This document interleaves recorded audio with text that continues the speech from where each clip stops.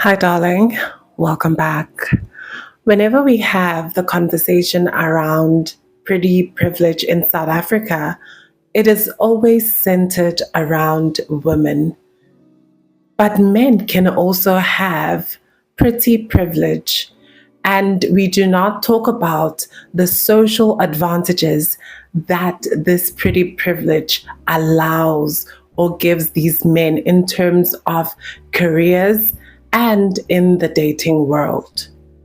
In this video, I want us to go on a journey. We are going to watch about 4 videos that discuss this phenomena, and I will use Lunga Shabalala, Temba Silahle, and Kaliva, and an honorable mention, Sizwe Dlomo, to exemplify just how this phenomena happens and seeing it in real life situations whereby, to a degree, we have to be honest that these men do benefit from pretty privilege as well, even though some of them do also have wealth attached to them.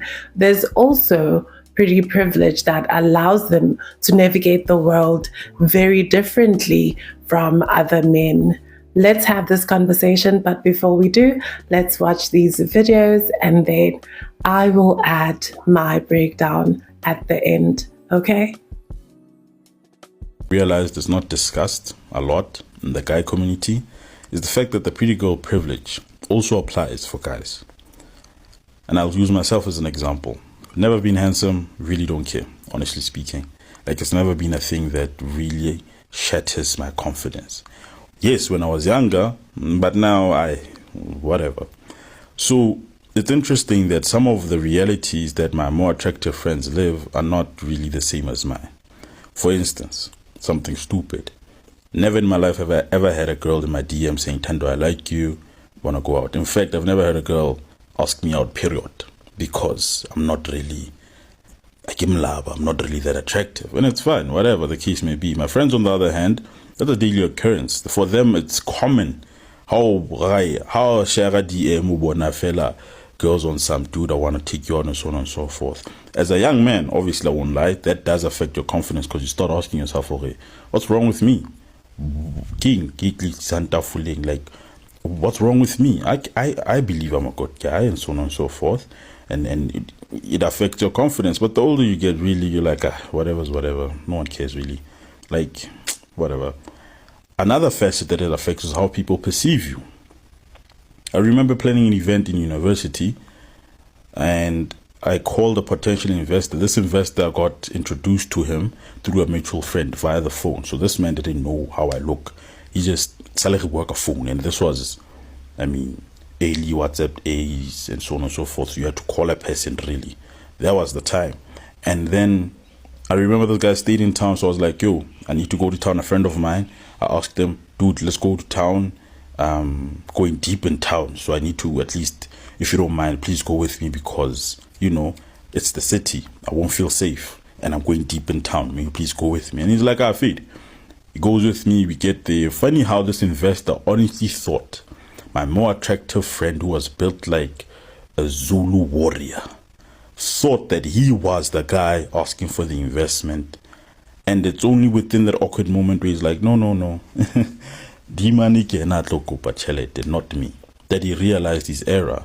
Truth of the matter is, the same, it parallels with guys. I think the difference is that guys obviously have a rather toxic culture of not expressing our emotions, and most guys don't like feeling as if they are less of a guy.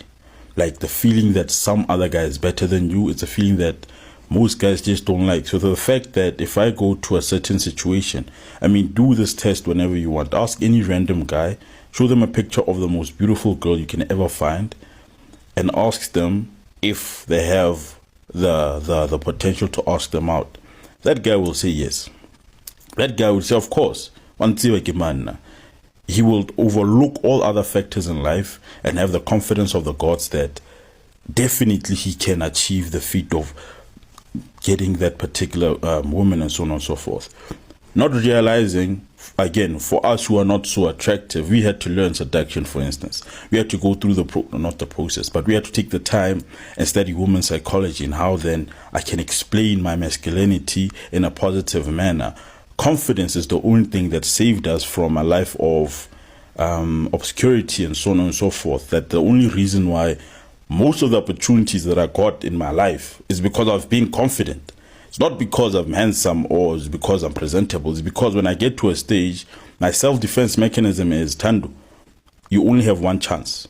You need to be confident. You need to explain, or you need to put your best foot forward. And that's the only thing that has saved me from feeling insecure about not being so attractive and so on and so forth. But the reality is, it is true that some guys who are more attractive, more handsome, have it way easier in life than us who are not so appealing to the eye, according to society. I mean, I remember one girl, she was adamant, she hated it.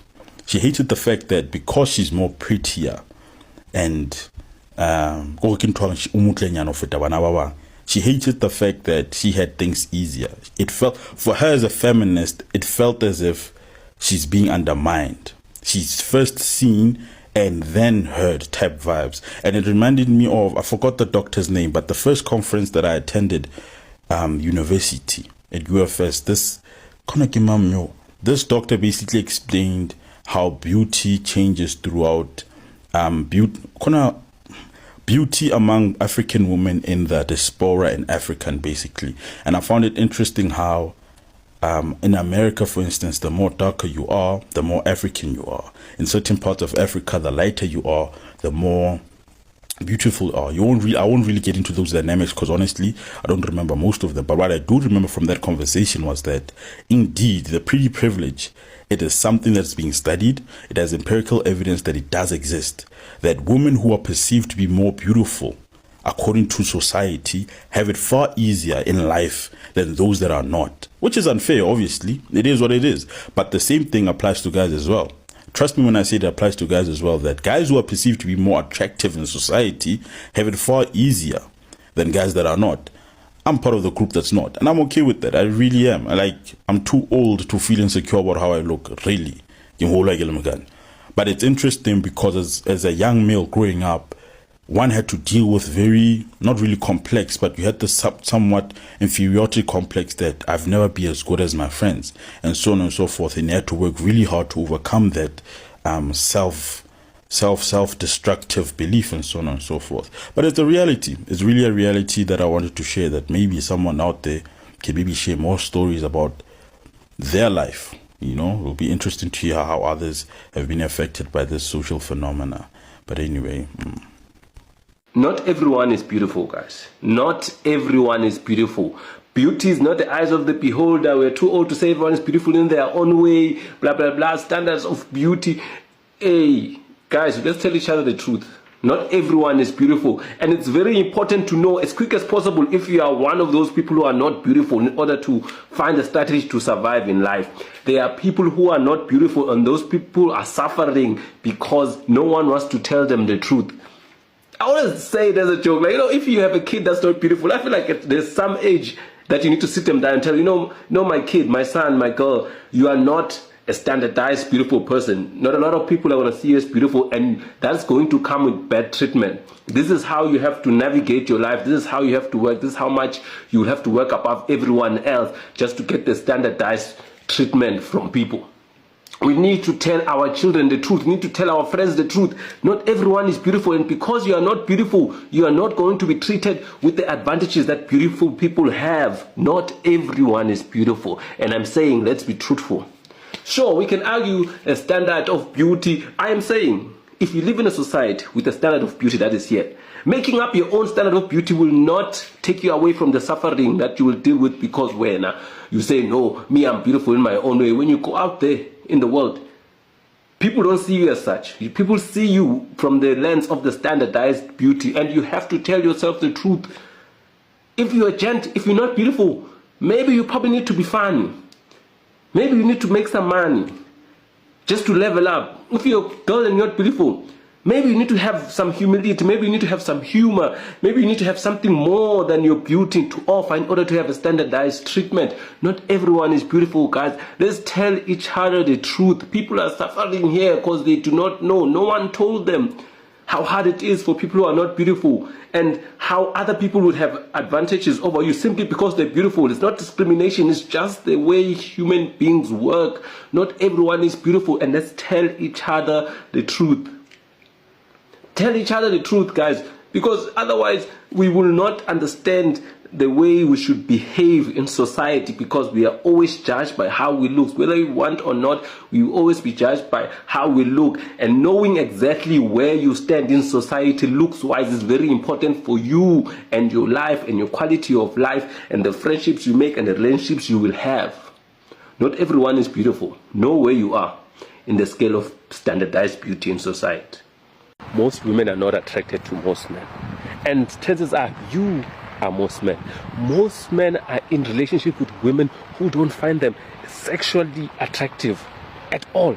They're just there to build and security. It's just safe, and that is okay. And with that being said, marry that woman you're with. Marry her, settle down. You are not going to wake up one day and be more attractive. You'll buy that Benz, get that money, but attraction cannot be negotiated. You cannot negotiate genuine attraction. If she's not attracted to you, if she does not look at you with the eyes of desire, there's no amount of giving her money, no amount of driving expensive cars will ever change that. Just understand, most women are not attracted to most men. The studies that have been done, even on Tinder, you find that 90% of women swipe on only 10% of the men, which means 90% of the men don't have matches there. Women, I don't know, don't ask me, ask God why women are only attracted to 10% of the men and not the others. So chances are... There is a question that a lot of men don't ask themselves, especially when they get into relationships with women. And the question is simple. Have you guys ever asked yourselves that, is this woman that I'm in a relationship with, is she genuinely attracted to me? And what that means is this. A lot of you fall into a trap and a misconception of society that you need to jump loops and hoops to garner the attention of women. And I am definitely not saying that you guys don't have to put in effort. But what I'm saying to you guys is this. In your eyes and in your head, do you genuinely believe that you are her ideal mate? And this is part of the reason why some of you end up raising kids that are not of your own. And what that means is this.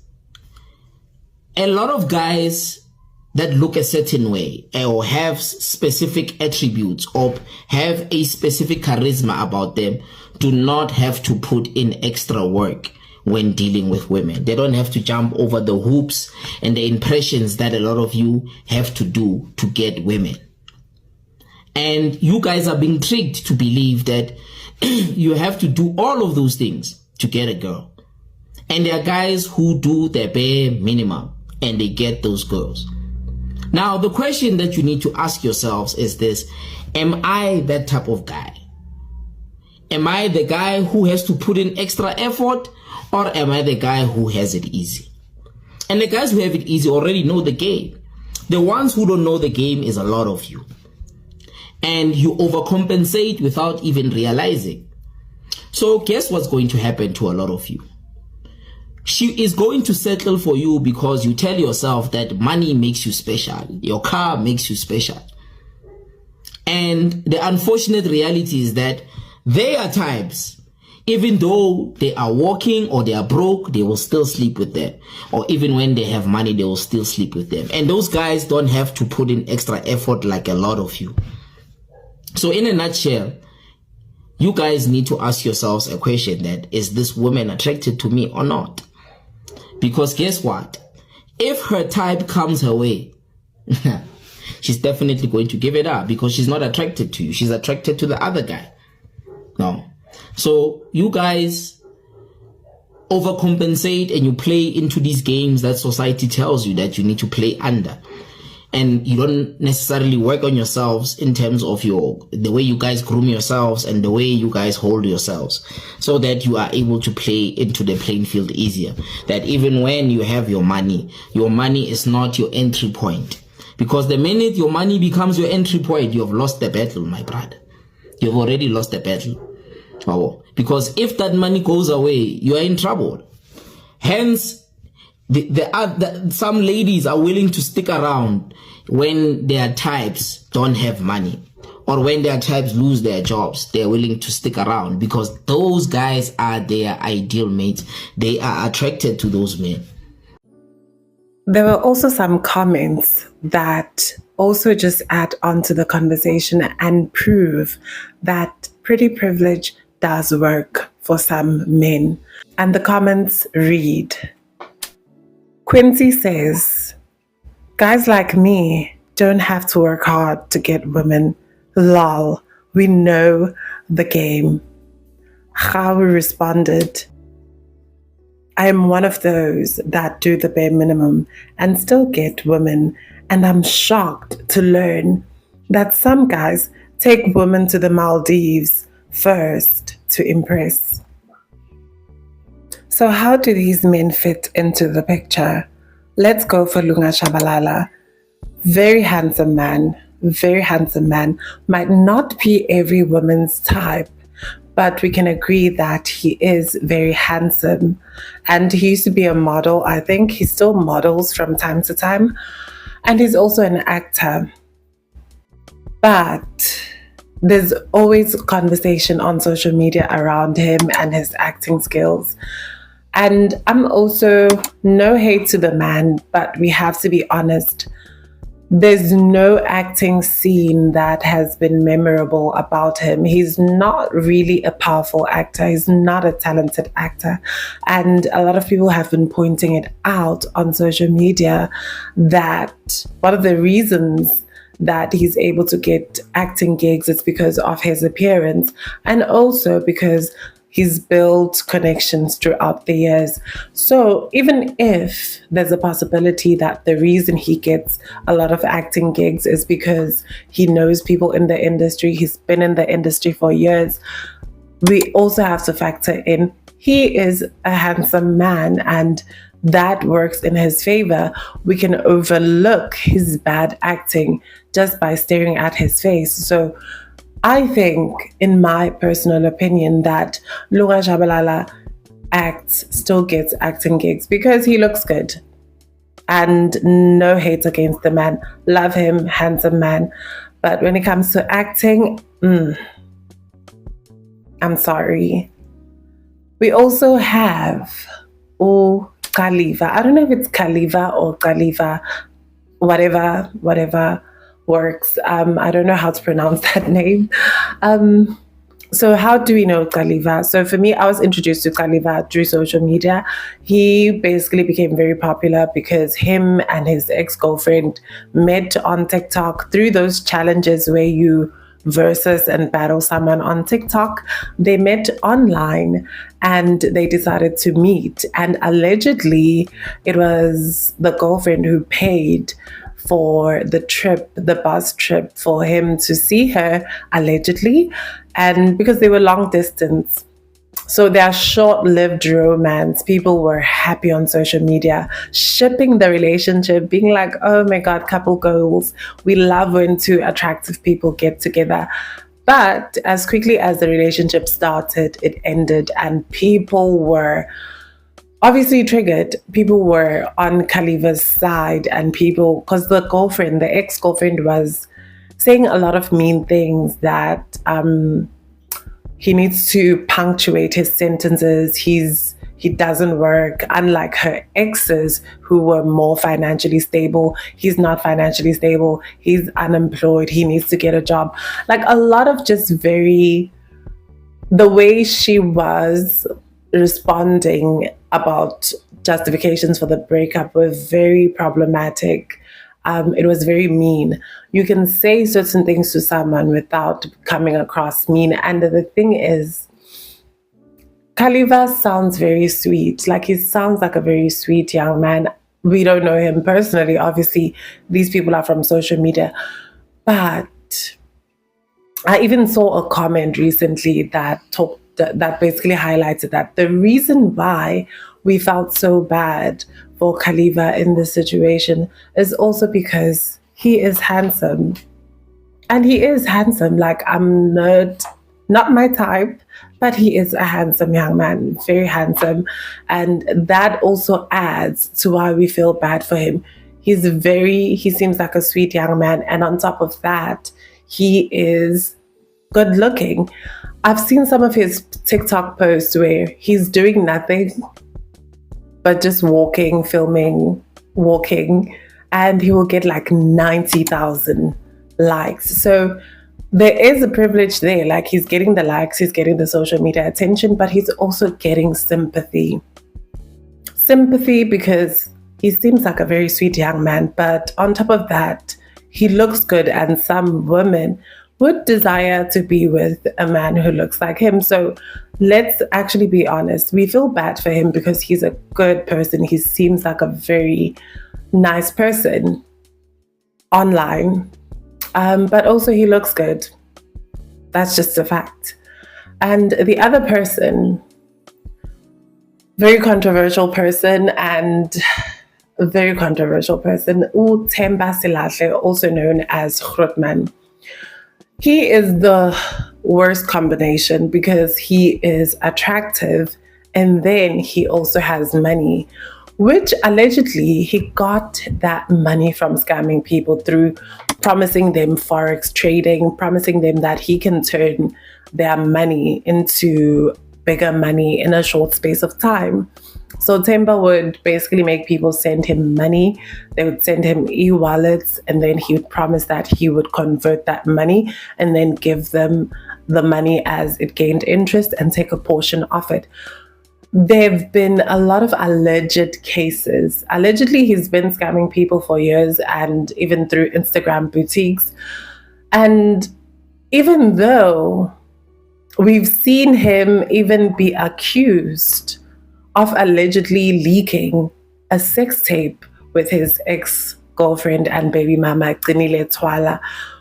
But what shocks me the most is that there's always women in his orbit. There's always a girl in his orbit. He's never alone, which goes to show that he has money and he's good looking. So he can get away with certain things. He was getting away with certain things with women because there were still women who desired him, even though many people on social media were complaining of these alleged crimes where he scammed them. There were a lot of people, but he still had women who hanged around him, who were in his orbit. I don't know if they were his girlfriends, but there was always a girl near him. He was never alone. He was never truly single.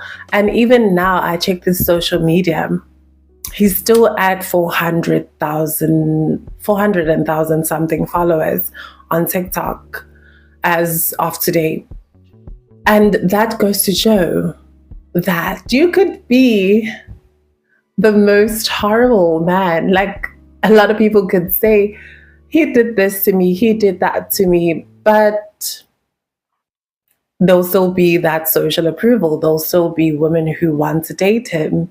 And that's just the unfair reality. He might not be handsome to everyone, but he's a very clean-cut gent. He looks very good. He looks very presentable.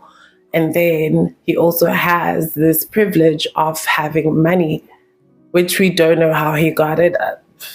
It's obvious. Actually, it's obvious. If you're being honest, it's obvious how he got the money, allegedly. The last honorable mention is Sizwe Dlomo.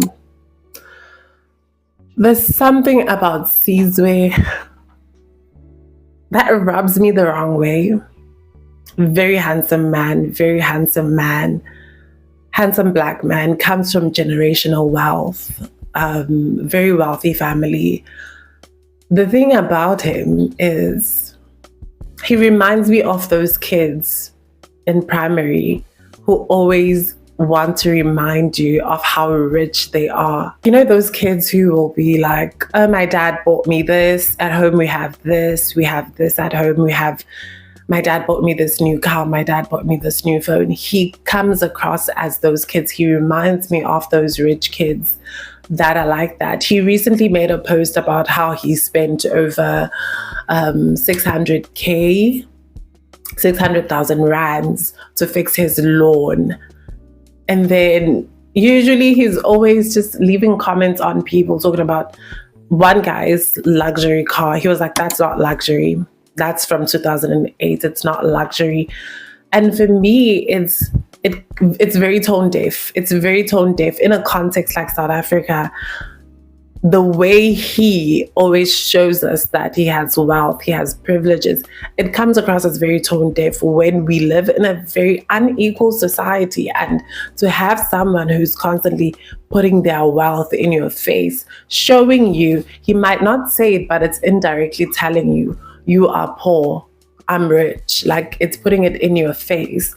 I don't know if that is his intention, but it always comes across as, I'm rich, you're poor, so keep your mouth shut. It comes across that. He always responds with showing off something from his wealth, and very tone deaf, but he gets away with it. He's wealthy and beautiful. He's a wealthy, handsome man. So there's certain privileges that come with having that amount of money and being good looking. Let's be honest. So, what did we discuss? Some of the privileges that I've highlighted include the fact that men who look good don't have to put in as much effort to get a woman's attention. Even if we say Kaliva was dumped because he is broke, the fact is he was able to get Zia's attention, that girl's attention, because he looks good. If it's true that she allegedly even paid for his bus trip, that also is pretty privileged at work. He looks good, so she was interested. The beauty, when a man is handsome, is an invitation. It doesn't mean, obviously, that the woman will stay in his life, but it is an invitation. It means you have more opportunities of women coming across you and wanting to talk to you. I have a male friend who literally, I would be walking with him, and on campus, girls would literally come and talk to him. Like, girls would come and flirt with him. And it made me realize, oh, you live life on easy mode, because I normally don't see this. I normally don't see that. And another privilege that this attention is that most of these men can garner social media attention just from looking good. You can get a lot of likes, and then you can also get DMs. You can also get job opportunities. As someone, this is something that I know personally. There's certain companies where, you know, like, why is everyone here looking good? And as someone who's dated a few very attractive men, I can tell you now. One of my exes, I remember that he would go for job interviews or going to look for jobs, and then would be approached by maybe like older women who would offer him work at their houses and stuff like that. That made me realize, like, what? That made me realize, oh, this is a different world. There are women who are willing to basically give certain men privileges because of how they look. And when I even tell you, I've seen some of the DMs that my exes have gotten from women, and I'm like, whoa, okay.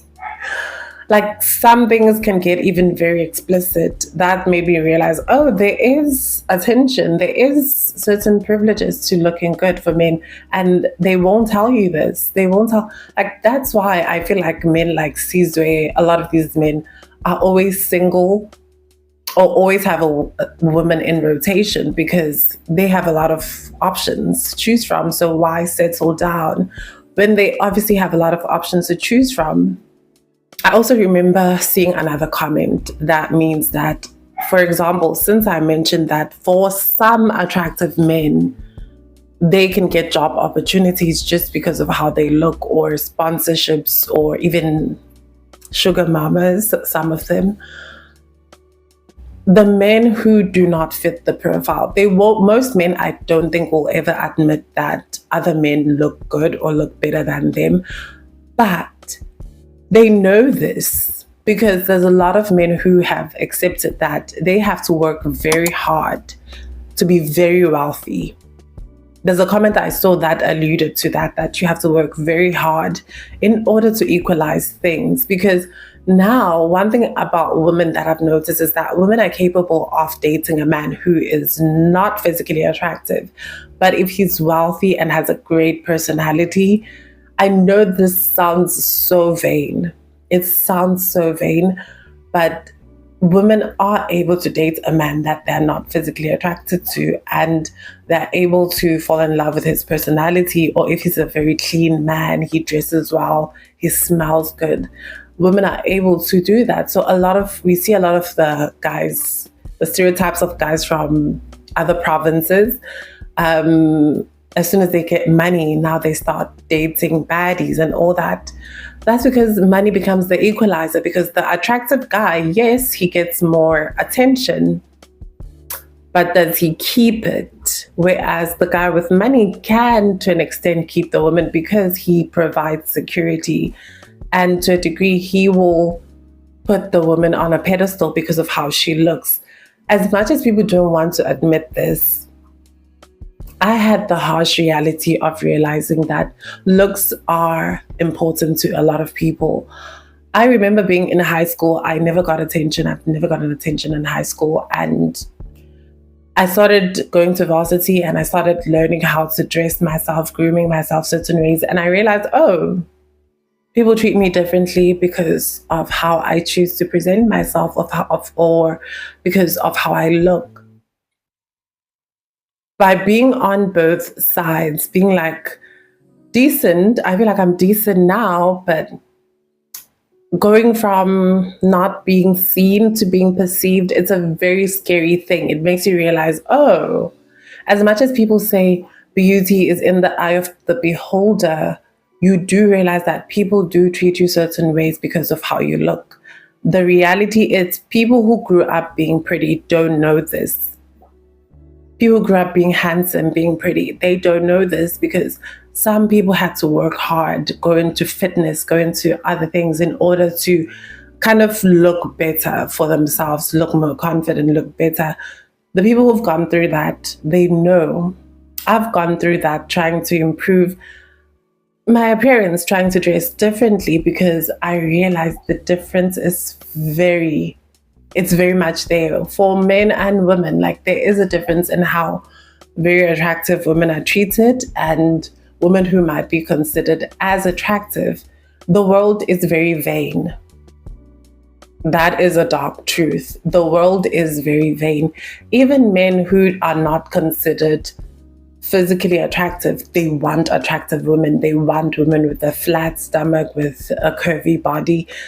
People are vain. There are people, I believe, who are not that way, but that is a reality check that I had to actually accept, that looks do matter to a lot of people. That's just the reality of being human. It's not nice to hear, but I had to learn to accept it. And that means for other people who might not be considered the beauty standard, the word of advice that I will always tell people is actually work on yourself. Go to gym if you have to go to gym. Work on how you smell, like put on perfume, dress. Find a style that works for you. Find something that makes you feel confident, because also confidence makes a lot of people very attractive. Like, I remember one guy from my high school, wasn't the most physically attractive guy, but he dressed, his school uniform always looked impeccable and he always smelled good. And we just thought he was so attractive. So this is not to say that it is the end of the world, because honestly, there are men who are not physically attractive, but they are just attractive people without the physical. They have the greatest personalities, charisma. You will find yourself attracted to certain people who might not be the archetype. They don't look like models. it just means they've worked hard to improve certain aspects of themselves. And I do believe that people who didn't grow up pretty have an advantage because you have the opportunity to work on other aspects of yourself, other parts of your personality. But let's be honest, there is a pretty privilege for men that a lot of people don't want to talk about. And I want to hear your opinions, okay? If you got to this part of the video, leave money in the comment section. And I really appreciate you, darling, for taking your time to watch this video and watching the ads. And have a good day. Bye-bye.